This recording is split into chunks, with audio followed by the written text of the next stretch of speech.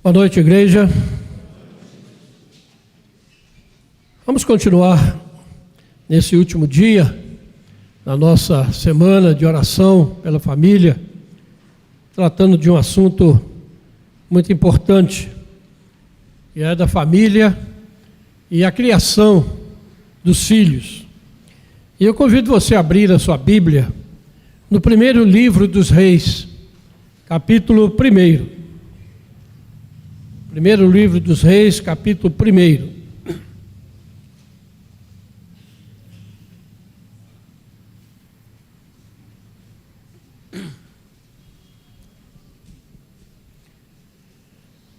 Nós vamos ler do verso 5 ao verso 10. Então Adonias, filho de Agite, se exaltou e disse: Eu reinarei. Providenciou carros e cavaleiros e 50 homens que corressem adiante dele. Jamais seu pai o contrariou, dizendo: Por que procedes assim? Além disso, era ele de aparência muito formosa e nascera depois de Absalão. Entendia-se com ele Joabe, filho de Zeruia, e com Abiatar o sacerdote, que seguindo-o o ajudavam. Porém Zadoque, o sacerdote, e Benaia, filho de Joiada, e Natã, o profeta, e Simei e Rei, e os valentes que Davi tinha, não apoiavam Adonias. Imolou Adonias ovelhas e bois e animais cevados, junto à pedra de Zoelete, que está perto da fonte de Rogel, e convidou todos os seus irmãos, os filhos do rei, e todos os homens de Judá, servos do rei. Porém a Natã, o profeta, e a Benaia, e os valentes, e a Salomão, seu irmão, não convidou. Amém. Senhor, fala conosco, Senhor, através da Tua palavra.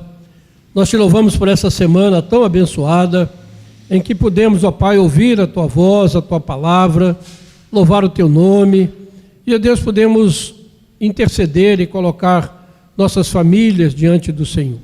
Pedimos que nessa noite em que estamos encerrando, o Senhor continue, ó Pai, falando, edificando a nossa vida e trazendo, ó Pai, ao nosso coração cada dia mais o entendimento da Tua vontade para a nossa vida e nossa família, Pai. Nós oramos com gratidão, em nome de Jesus. Amém. No dia 10, na quarta-feira, eu falei aqui sobre a família de Jacó e dos problemas que aquela família enfrentou. Hoje eu quero falar um pouquinho sobre a família de Davi e a criação dos seus filhos. E nessa semana de oração, o nosso irmão seminarista Rodrigo falou também sobre a família do sacerdote Eli e como ele não soube criar os seus 2 filhos, Rofini e Finéias, que depois foram esses 2 filhos, filho do sacerdote, zombavam de Deus, não cumpriam as leis do Senhor e por isso foram também castigados por Deus. Essas famílias, irmãos, que nós falamos aqui, e outras mais, elas ilustram bem o que acontece quando a ordem de Deus não é cumprida na família. Jesus disse em Mateus, capítulo 19, versos 4 e 5, ele disse: não tendes lido que o Criador, desde o princípio, os fez homem e mulher, e que disse: Por essa causa deixará o homem pai e mãe, e se unirá à sua mulher, tornando-se os 2 uma só carne? A quebra desse princípio bíblico, divino, para a família, sem dúvida, é a raiz da maioria dos problemas familiares que vemos aqui na Bíblia, que vemos no nosso dia a dia e que a família de Davi ilustra muito bem. Davi, como todo rei daquela época, ele tinha muitas mulheres, concubinas, que lhe deram muitos filhos, e dos quais ele vivia afastado a maior parte do tempo.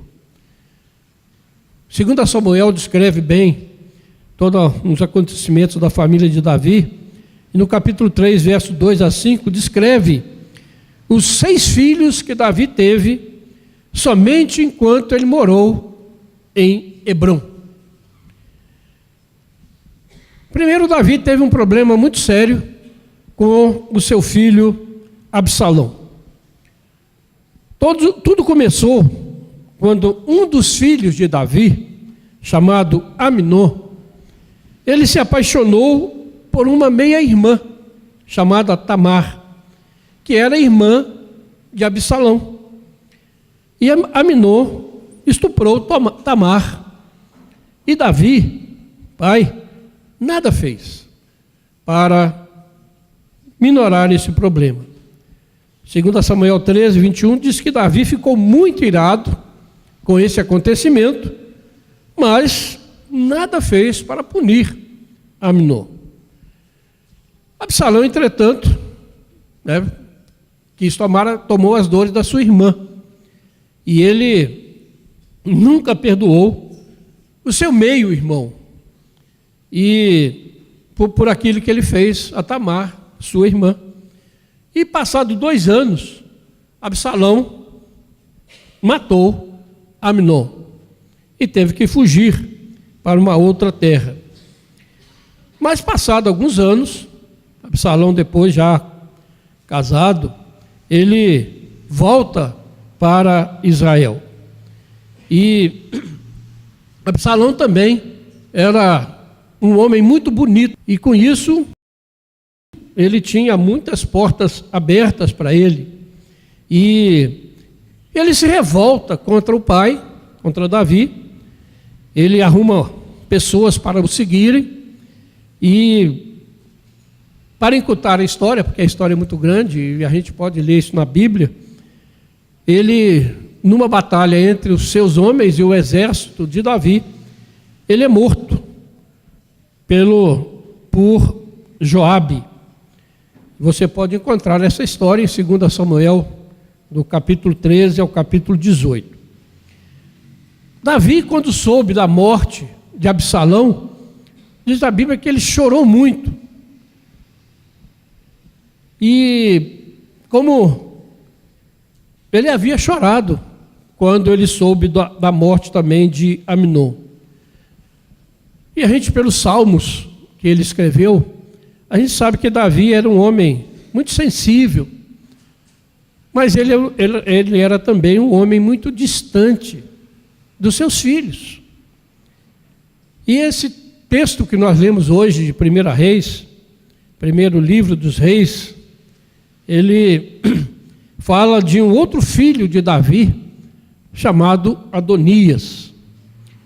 E o versículo 6, eu quero chamar a sua atenção para ele, diz que Davi jamais contrariou esse filho.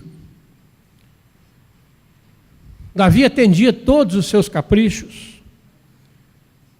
Davi fazia tudo aquilo que ele queria. E Adonias também era um jovem muito bonito. E diz o texto que ele nasceu logo depois da morte de Absalão. E a gente vê, então, pelo texto, que Adonias cresceu como um jovem mimado pelo seu pai, indisciplinado e ambicioso. E pela sua aparência também, ele levava muitas vantagens e ajudava na sua autoestima. O Davi já estava velho, já estava impossibilitado de governar. Adonias era o filho mais velho, sobrevivente de Davi, e aqui no versículo 5 ele se proclama rei: eu reinarei. Da mesma maneira que Absalão havia feito. Um dia ele chegou, reuniu um grupo atrás dele e disse: agora eu sou o rei. e aconteceu tudo aquilo que nós já vimos aqui de maneira muito rápida. O texto diz que ele tinha o apoio de Joabe, que era o comandante do exército de Davi, e Joabe era sobrinho de Davi, ou seja, primo de Adonias, e o apoio também de Abiatar, o sacerdote, que ministrava numa outra cidade. Então ele se sentiu ali apoiado pelo exército, pela igreja, pelo poder religioso da época, e se proclamou rei. E isso causou grandes problemas depois, que a gente vai ver. Então eu já disse, Joabe era sobrinho de Davi, era primo de Adonias e de Absalão, e foi quem matou Absalão, achando que com isso ele estava fazendo um grande serviço para o rei. Então a gente já vê aí o rolo familiar, a coisa como é que foi se complicando por causa dessa ausência do pai, desses monte de filhos, de meio-irmãos, e a coisa toda desandou.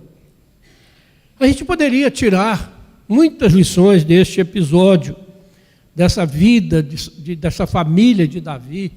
O livro aqui e o início de 1 Reis é muito interessante, e eu estimulo você a ler depois o complemento dessa história, porque ela vai te trazer muitas lições. Mas nessa semana, que a gente está orando pela família, em que diversos assuntos, diversos aspectos da família já foram abordados, eu quero falar aqui, mostrar a falha de uma família ao criar os seus filhos, porque isso pode gerar grandes problemas no futuro, tanto para a família quanto para os filhos e as outras pessoas que convidam. Filhos desajustados, mimados, incapazes de enfrentar a realidade da vida, tem sido a marca da nossa geração. E a gente fica pensando, será que Davi nunca teve um tempinho para perguntar a Adonias: Adonias, por que você procede assim? Segundo diz o versículo 6. E a questão vem, será que nós temos tempo para os nossos filhos? Para ensinar, questionar comportamentos, atitudes? Ou será que a maioria dos pais estão muito ocupados com o seu trabalho ou com as suas redes sociais? Um pouco diferente da época de Davi, que não tinha lá muito contato com seus filhos, o problema de hoje é um pouco diferente. Hoje, a maioria dos lares, eles são centrados nos filhos. Os filhos são o centro e comandam a agenda da família no nosso tempo. E isso está criando uma geração cheia de vontade, mimada, que dá trabalho aos professores, às autoridades, porque ela se acha o centro do mundo. Foi criado assim. Uma diferença básica desse tipo de família é que nas famílias mais antigas, elas agiam como uma unidade familiar. E os filhos, eles eram voltados para a ação da família, do grupo, e não apenas para eles. E as famílias modernas, irmãos, tendem a fazer do indivíduo o centro de preocupação da família, com o lar provendo todos os acessórios, tudo aquilo que ele quer e precisa para o seu desenvolvimento. Então, filhos criados assim, acham que o mundo gira em torno deles. Adonias achava assim, filho do rei, bonito, cheio de mordomia.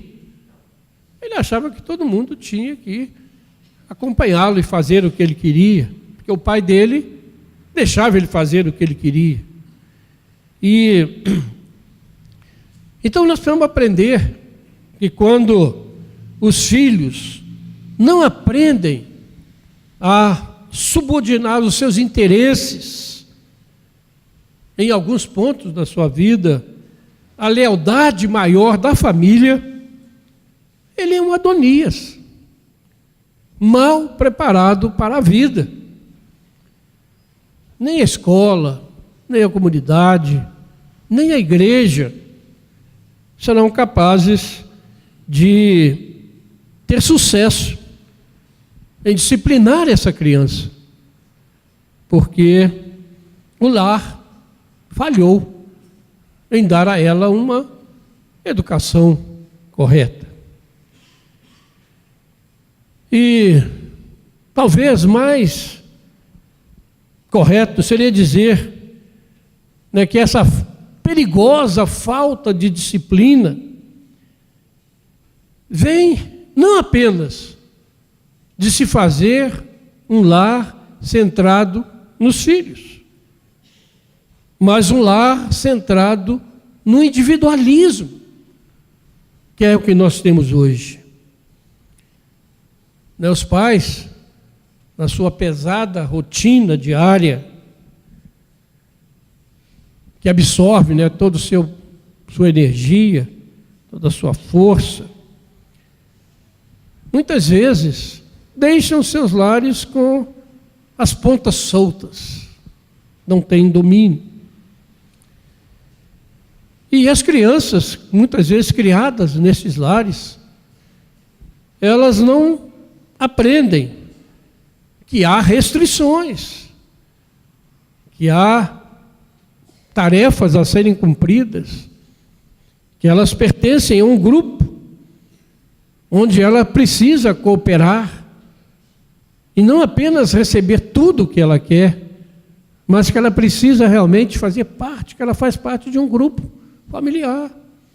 E ali ela tem seus direitos, também os seus deveres.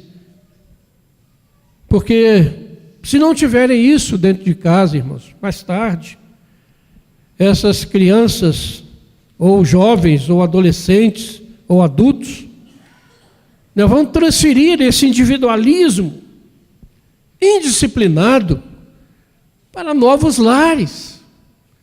Eles vão constituir famílias, e esse ciclo vicioso vai continuar, gerando tantas tragédias familiares como vemos, multiplicando os divórcios, as separações, que nenhum está preparado para viver um lar, uma família, mas pelo contrário, cada um quer os seus direitos, quer ser servido, e poucos querem servir a família, e começa ali dentro da família. Hoje, a maioria das famílias tem uma TV em cada quarto, cada filho, cada membro da família tem o seu celular, que é particular, intransferível, inviolável, inacessível aos demais, cada um na sua, cada um vivendo no seu próprio mundo pessoal, particular, deixando de participar do convívio familiar, dos deveres da família, cada um achando que os outros têm que servi-lo. Mas Jesus lançou uma lei básica de mordomia, quando ele fala na questão do dinheiro, que muitos lares não prestam atenção, negligenciam. Lá em Lucas, capítulo 16, versículo 12, Jesus diz: olha, se vocês não são fiéis na aplicação do que é dos outros, quem lhes dará o que é de vocês? Aplicando isso para a família é o primeiro lugar onde os filhos vão aprender as questões de mordomia, de valores, de disciplina. E se não tem isso, como vai ser?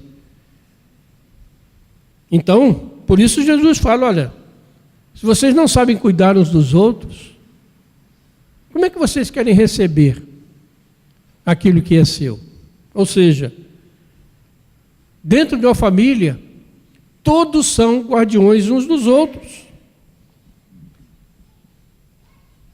E os membros de uma família, eles se tornam capazes de receber aquilo que a família é designada para lhes dar, se eles forem realmente capazes de se colocar dentro dessa perspectiva. Filhos e pais, maridos e esposas, nunca recebem do lar aquilo que realmente lhes pertence, até que hajam como se eles pertencessem ao lar. Porque o verdadeiro lar, irmãos, ele é a parceria de mentes livres, no qual a experiência dos mais velhos vai suplementar os experimentos dos mais novos. Precisa haver essa interação, precisa haver essa vivência básica, onde há restrições, onde há cooperação, onde cada parte tem a sua responsabilidade e ninguém pode ser privilegiado. E pense bem como Davi poderia ter criado seus filhos, especialmente esse que nós estamos tratando aqui, Adonias, se ele sentasse com aquele filho e falasse das suas experiências espirituais, tão lindas e belas, relatadas nos Salmos, relatado das suas lutas, das suas campanhas militares, como é que aquele filho poderia ter sido diferente? Porque se ele tivesse alguma vez perguntado a Adonias, quando ele aprontava, Adonias, por que você fez isso? E desse a ele a orientação correta. Mas Adonias aprontava todas, fazia o que queria, e Davi nunca lhe perguntou, por que procedes assim? A coisa teria sido diferente. E, como eu disse, a história é muito longa, e é muito preciosa, tem muito conteúdo, que a gente não pode tratar aqui num simples sermão. Mas as atitudes de Adonias chegou num ponto que ela encontrou resistência. Antes, ele fazia o que queria ali dentro do reino, o pai dele era o rei. Mas quando ele quis assumir o reinado, ele encontrou resistência. O texto vai dizer aqui que, no versículo 8, Zadok, o sacerdote, Bemaia, que era comandante da guarda real. Então havia o exército e havia a guarda real, aquele grupo mais próximo de Davi. E Natã era o profeta, a gente conhece a história de Natã, quando ele confronta Davi, depois do seu pecado com Batseba. Então, e eles não aceitam essa posição de Adonias, e Batseba, mãe de Salomão, eles montam então um complô para colocar Salomão no trono e tirar Adonias. Problemas familiares, irmãos, ou meio-irmãos, né? Adonias e Salomão não eram filhos da mesma mãe. E eles então entram em conflito. E Davi já estava velho, já estava meio esclerosado. Então eles montaram Natã com Batseba, né? Foram procurar Davi, montaram lá um teatrinho, uma história para ele. E falaram assim: olha, você não falou que não tinha me prometido que Salomão seria o rei? Tal. E Davi, então, aceitou que Salomão fosse proclamado rei. Bom, aí a coisa engrossou, né? Um rei, um daqui dizendo que era o rei, o outro de lá dizendo que ele que era o rei. O exército de um lado e a guarda real do outro lado. Os valentes de Davi, diz o texto, né? Imaginou, né? Uma guerra civil, problema seríssimo causado por um problema familiar, por desentendimento entre irmãos, entre os interesses, né, do reino. Então, irmãos, encurtando a história, né? Salomão foi proclamado rei, a gente sabe disso, e Adonias foi morto logo depois, jovem ainda, perdeu a sua vida, porque ele insistiu, mesmo depois de ter sido barrado aqui, ele ainda tentou dar um golpe, querendo se casar com a esposa de Davi, e assim ele assumiria o reinado. Então, uma família encrencada, uma família onde o pai ou os responsáveis não souberam ensinar aqueles filhos o que era ser uma família. Por quê? Porque eram irmãos, meio-irmãos, e o rei ausente, e as mães lá em conflito umas com as outras. Por isso Jesus fala: olha, a ordem do Senhor é que o homem deixe a sua casa e se una à sua mulher e torne-se os dois uma só carne. E que passar disso não vem de Deus. Mas concluindo, irmãos, essa palavra, nesses dias, né, conturbados que nós vivemos, onde coisas absurdas estão acontecendo, e há muita insegurança em todos os aspectos, inclusive dentro das famílias, das casas, nós precisamos aprender os princípios bíblicos que formam o lar abençoado e abençoador. Durante toda essa semana nós recebemos instruções da palavra em muitos aspectos, e que se nós realmente colocarmos em prática, a gente pode esperar a bênção de Deus sobre a nossa família. E realmente, irmãos, muito triste, e eu particularmente corto meu coração, quando a gente recebe notícias, né, de tantos jovens, ou não tão jovens, mas que criados na igreja, conhecidos, abandonaram a fé, deixaram de andar nos caminhos do Senhor.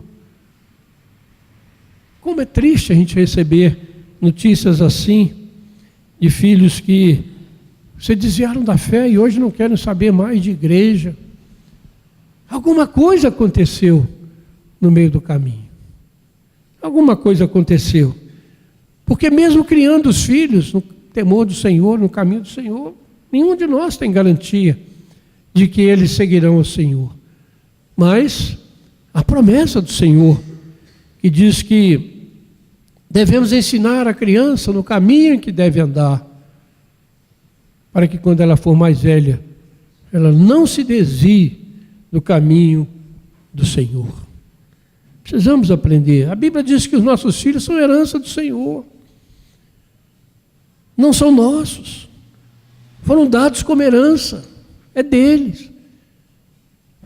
Devemos criá-los para a glória de Deus e ensiná-los a ser um cristão verdadeiro.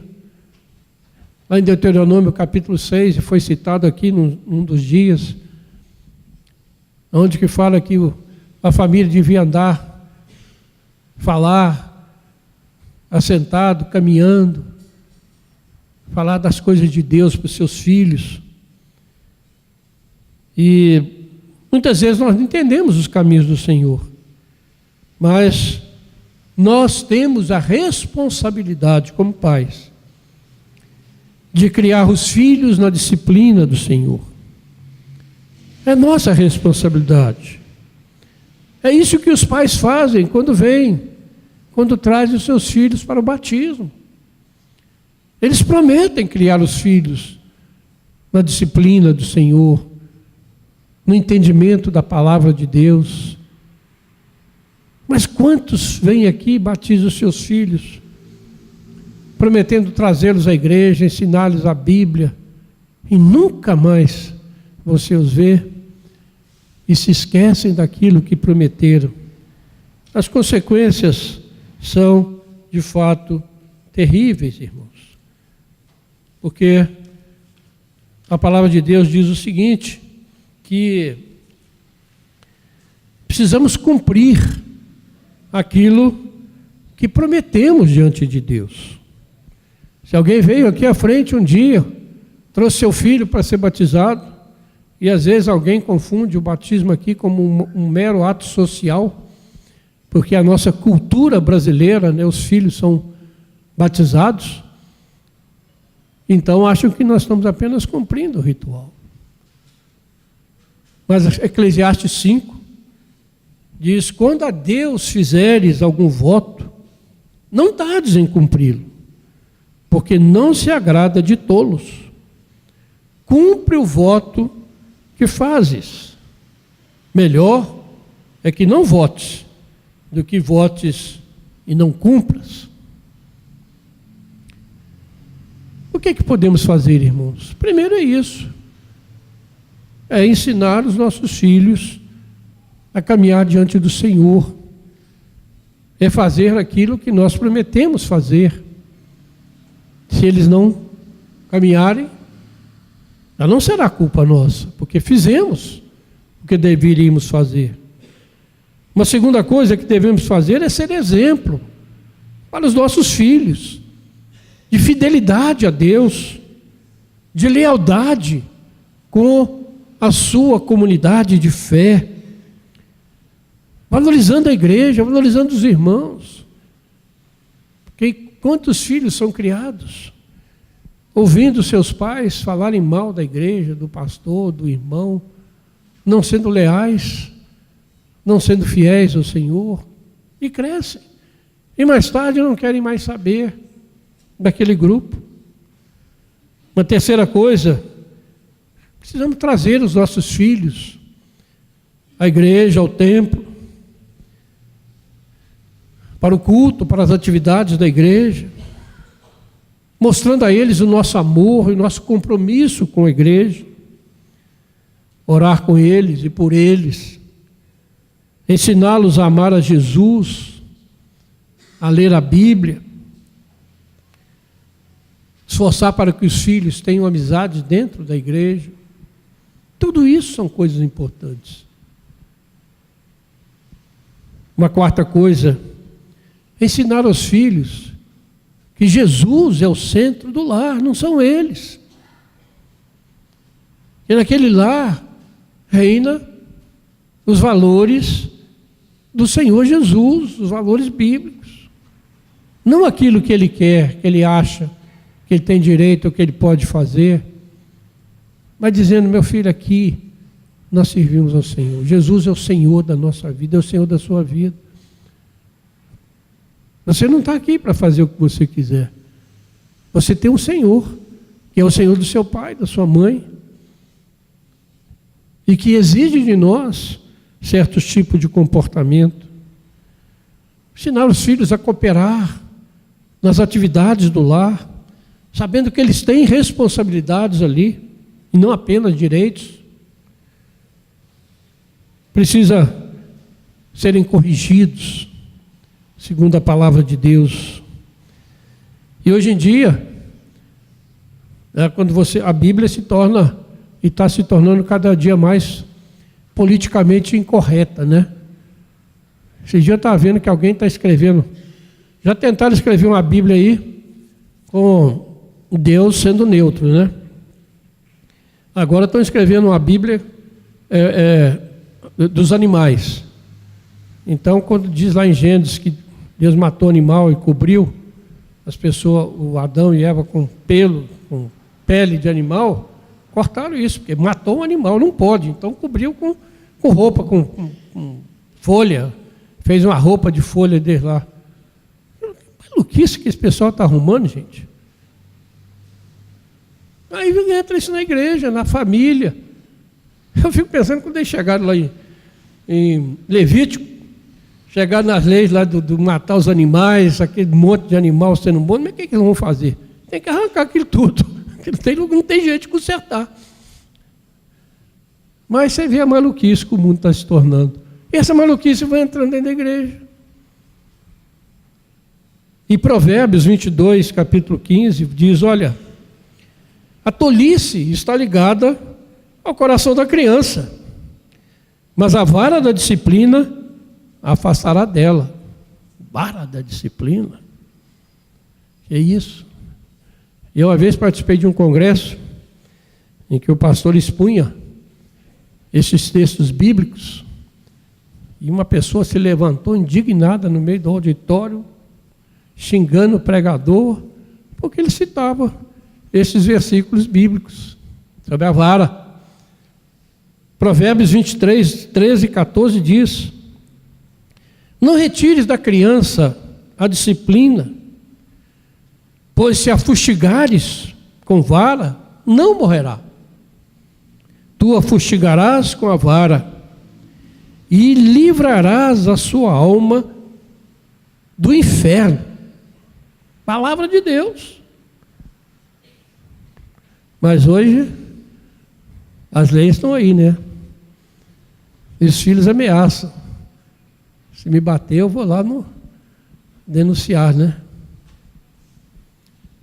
E assim o mundo vai se tornando cada vez mais longe de Deus. Irmãos, que nessa noite o Senhor nos capacite a ouvir a sua voz, a seguir os seus ensinos, mesmo que o mundo não faça assim, mas nós temos a responsabilidade de criar filhos para a glória de Deus, não para o mundo, não para serem apenas bem-sucedidos em suas profissões, em suas vidas particulares, pessoais, mas serem filhos para Deus, para a eternidade, para que tenham realmente a marca do Senhor Jesus nas suas vidas. Esse é o privilégio que nós temos como pais cristãos e a grande responsabilidade também. Que Deus tenha misericórdia de nós, né? Porque nenhum de nós é perfeito. Todos nós falhamos. O que eu poderia ter feito certo? O que eu fiz de errado? Mas nós precisamos, acima de tudo, nos submeter a essa palavra de Deus. E o Senhor nos dará a vitória. Nossos filhos são herança do Senhor. São flechas na mão do guerreiro. Devemos trabalhar para que quando elas forem disparadas, elas acertem o alvo. Não o alvo desse mundo, mas o alvo de Deus para as suas vidas. Vamos ser assim, irmãos. Que essa semana que nós tivemos aqui, com tantas palavras abençoadas, orações que fizemos, isso não foi inútil. Certamente Deus nos ouviu, porque o nosso Deus não é surdo. Ele ouve a oração do seu povo. Ele nos ouviu com toda a certeza. Ele ouve o clamor do seu coração. Ele ouve quando você clama pelos seus filhos, pelo seu esposo, pela sua esposa, pelos jovens. Ele ouve as nossas orações. Parece, a gente veio aqui, passamos uma semana, hoje já está acabando. Temos uma caixa de oração, se quiserem trazer a caixa, hein, Oswaldo? quiser trazer essa caixa de oração, se alguém quiser ainda colocar algum pedido ali. Mas oramos. Será que cremos nesses pedidos, naquilo que colocamos diante do Senhor? Vamos crer na misericórdia do Senhor. Vamos crer que, apesar da nossa falha, das nossas incapacidades, o Senhor é maior do que tudo. E Ele nos ama. E os nossos filhos nos foram dados assim. E eu sempre falo, né, quando batizamos os filhos, que os filhos dos cristãos não são gentios. Eles pertencem ao Senhor. Que privilégio. Vamos criá-los assim, na disciplina e no temor do Senhor, ouvindo o que a Bíblia diz e não o que as modernas teorias nos dizem. Vamos aprender com as famílias que nós ouvimos essa semana. Algumas delas erraram na criação de seus filhos. Vamos aprender e andar de maneira correta. Amém? Que Deus nos abençoe, irmãos. Vamos colocar de pé. Vamos orar.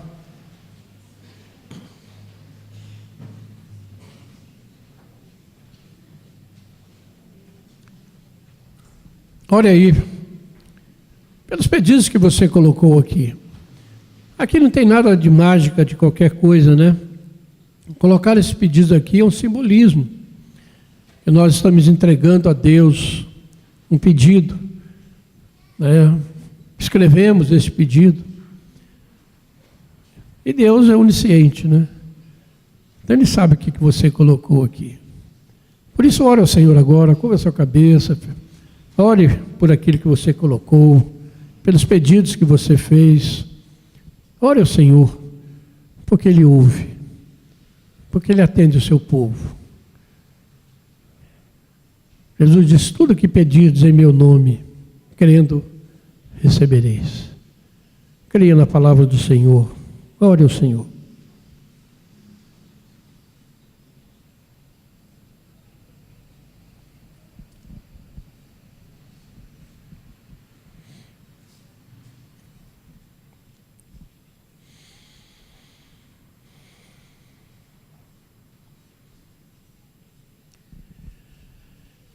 Senhor nosso Deus, nosso Pai, bendito é o Teu nome, ó Pai. Queremos louvar-te, Senhor, por essa semana abençoada, Pai, desafiadora, por cada dia que nós passamos aqui, Senhor, nesse templo, orando, ouvindo a Tua palavra, cantando louvores ao Teu nome. Nós te bendizemos, ó Pai, porque somos esse povo privilegiado. Somos famílias abençoadas, porque temos, ó Pai, o Senhor como nosso Deus, como nosso Pai amoroso, esse Pai que cuida de nós, esse Pai que nos ama com amor eterno, esse Pai que jamais nos abandona, esse Pai que deixou para nós a Sua palavra, dando-nos, ó Pai, instruções para andarmos diante do Senhor. Muito obrigado, Pai, por podermos chamá-lo de Pai, por sermos chamados família de Deus, por sermos irmãos, ó Pai. Temos o mesmo Pai, temos a mesma esperança, temos a mesma fé, temos o mesmo amor derramado em nossos corações e, acima de tudo, nós temos o Espírito Santo habitando em cada um de nós. Louvado seja o Teu nome, ó Pai, porque o Senhor não nos deixou sozinhos quando o Senhor nos salvou, mas o Senhor nos colocou dentro de uma comunidade de fé, dentro do corpo de Cristo, para sermos, ó Pai, irmãos unidos, para podermos nos ajudar uns aos outros, orar uns pelos outros, exortar uns aos outros, amar uns aos outros. Ó Pai, muito obrigado, porque somos esse povo abençoado, de maneira que o Senhor possa nos tornar também abençoadores, ó Pai. Oh Deus, muito obrigado pela existência dessa igreja, de cada irmão, cada irmã, cada família que faz parte dessa comunidade, Pai. Oh Deus, opera em nós, conforme o Teu querer, ó Pai, para a glória do Teu nome, que a Tua vontade prevaleça sobre a nossa vontade, que o Senhor nos ensine, ó Pai, e nos capacite a sermos lares abençoados, abençoadores, onde nossos filhos, ó Pai, caminham no temor do Senhor, onde o marido e a mulher se amam no Senhor, se perdoam, se apoiam, se ajudam, caminham juntos. Ó Pai, proteja as nossas famílias, ó Pai, nesses dias conturbados, em que o diabo se levanta, Pai, com toda a fúria contra a família. Em nome do Senhor Jesus, ó Pai, proteja-nos, ó Pai. Coloca, ó Pai, de fato, a bênção do Senhor ao nosso redor. Que os Teus anjos, ó Pai, estejam protegendo as nossas famílias de toda ação maligna, Pai. Ó Deus, sabemos que tempos difíceis estão determinados sobre este mundo, Pai. E nós vemos as coisas acontecendo diante de nós, cada dia. Mas nós sabemos que, acima de tudo, o Senhor reina. Que tudo está sendo feito segundo o Teu querer, o Teu propósito e para a glória do Teu nome. Que o Senhor nos capacite, ó Pai, a sermos igreja do Senhor nesse tempo, determinada, poderosa, que caminha no poder do Teu Espírito, que não teme o mundo, Senhor, mas teme o Senhor. Ó Deus, guarda os nossos lares, ó Pai, nossas famílias, nossos filhos, nossos netos. Oh Deus, em nome do Senhor Jesus, tem misericórdia de nós, ó Pai. Erramos tantas vezes, ó Pai, mas nós contamos com a Tua graça e misericórdia. Sabemos que o Senhor cuida de nós, ó Pai. Fica conosco, ó Pai. Que não seja apenas uma mera semana no meio do ano, no meio da programação da igreja, mas seja um momento, ó Pai, de grande vitória para o Teu povo, Senhor. E mais uma vez nós oramos a favor dos pedidos que estão aqui nessa caixa. Cada um ali expressou, ó Pai, o seu desejo, a sua oração. Nós não sabemos orar como convém, Pai. Mas nós pedimos, ó Pai, que esses pedidos possam subir à Tua presença, levados pelos Teus anjos, ó Deus. Possam subir à Tua presença, ó Pai, em taças de ouro, as orações e intercessões dos Seus santos, ó Pai, sejam colocadas na Tua presença, e que Jesus, o nosso advogado, o nosso sumo sacerdote, possa, ó Pai, interceder por nós, e a Tua bênção caia sobre o Teu povo, sobre a Tua família, Pai. Despeça-nos, ó Pai, dessa semana, sob a bênção do Senhor, ó Pai.